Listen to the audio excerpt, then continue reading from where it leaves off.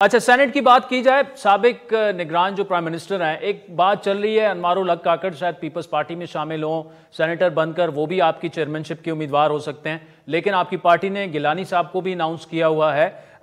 क्या ये फैसला चेंज हो सकता है और काकड़ साहब भी पीपल्स पार्टी में अगर आ जाते हैं तो आपके उम्मीदवार बन सकते हैं? देखिए, फिलहाल तो हमारे कैंडिडेट यूसुफ रजा गिलानी है और पार्टी ने ये अनाउंस भी किया हुआ है।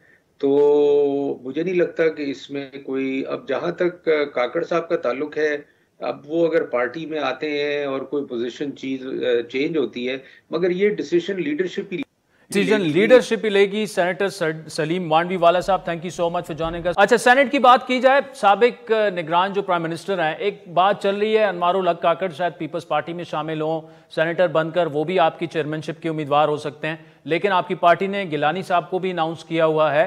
क्या ये फैसला चेंज हो सकता है और काकड़ साहब भी पीपल्स पार्टी में अगर आ जाते हैं तो आपके उम्मीदवार बन सकते हैं?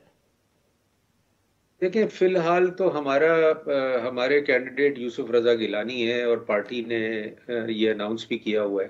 तो मुझे नहीं लगता कि इसमें कोई, अब जहां तक काकड़ साहब का ताल्लुक है, अब वो अगर पार्टी में आते हैं और कोई पोजीशन चेंज होती है, मगर ये डिसीजन लीडरशिप ही डिसीजन लेगी। लीडरशिप ही लेगी। सेनेटर सलीम मांडवी वाला साहब, thank you so much for joining us.